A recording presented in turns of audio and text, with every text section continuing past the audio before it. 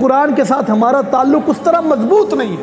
اور پھر جن لوگوں نے قرآن کے ساتھ تعلق مضبوط رکھا ہے، پوچھیں حضرت محمود غزنوی سے، وہ ہمارے بادشاہ تھے لیکن کس قدر پرہیزگار اور تقوی والے انسان تھے. حضرت محمود غزنوی کے حوالے سے میں نے دلیل العارفین میں ایک بات پڑھی ہے.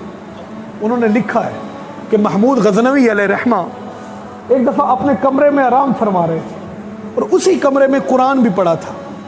یہ ہمارے لیے یہ بھی ایک بہت بڑا المیہ ہے. میں سوچ رہا تھا جب میں نے یہ بات پڑھی، ہمارے گھر میں جس الماری میں قرآن ہوتا ہے، ہو سکتا ہے اسی کمرے میں ہم نے ٹی وی بھی لگایا ہو.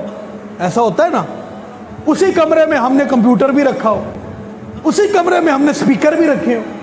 ہم اگر وہاں پہ نعتیں سنتے ہو تو ہو سکتا ہے وہیں پہ گانے بھی چلتے ہو. وہاں پہ اگر کوئی اچھی چیز دیکھتا ہے وہاں پہ فلمیں بھی چلتی ہوں، وہاں پہ ڈرامے بھی چلتے ہوں. یعنی کہ ہمارے ہاں قرآن کا وہ ادب نہیں ہے، بلکہ چاہیے تو یہ ہے کہ اس گھر میں جہاں پہ قرآن ہو وہاں پہ تو یہ چیزیں آنی نہیں چاہیے. کہ قرآن سے بڑھ کر اور کیا یہ کہتے ہیں کہ اثر نہیں ہوتا. تو میں یہ سوچ رہا تھا کہ ہمارے کمروں میں جہاں پہ قرآن پڑھا ہے وہیں پہ ٹی وی لگا ہے، وہیں پہ ڈش لگی ہے، وہیں پہ سارے کام ہو رہے ہیں. بعض لوگوں کے بیڈ رومز میں ہوتا ہے، تو اس کا وہ ادب جو ہے وہ ملغوز خاطر نہیں رہتا. اس کے اوپر تھوڑا سا آپ خود بھی غور کریں. تو محمود غزنوی دیکھیں قرآن کا کس قدر بادشاہ ہو کے ادب کرتا تھا.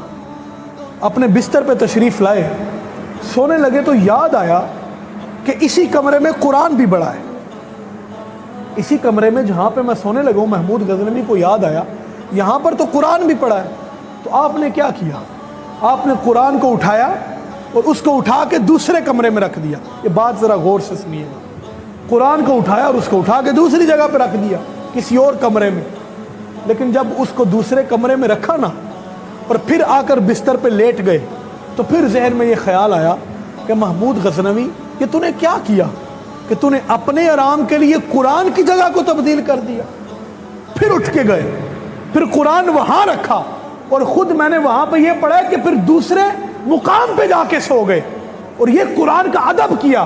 اور جب وفات ہوئی دنیا سے گئے تو کسی شخص کو خواب میں ملے تو انہوں نے پوچھا کہ تمہارے ساتھ کیا معاملہ ہوا؟ تو محمود غزنوی کہتے ہیں خدا کی قسم میں نے رب کے قرآن کا ادب کیا، صدقے سے اللہ نے مجھے جنت عطا کر دی. دوستو یہ بات یاد رکھیں، جو قرآن کا ادب ہے وہ بہت ضروری ہے، لیکن اس کے ساتھ ساتھ اس کو پڑھنا بھی بہت ضروری ہے. یہ اس کا حق ہے، یہ ہمارا فرض ہے. میں نے آپ کو بتایا پڑھنا بھی ہے، اس کو سمجھنا بھی ہے، نصیحت ہے پھر عمل کرنا.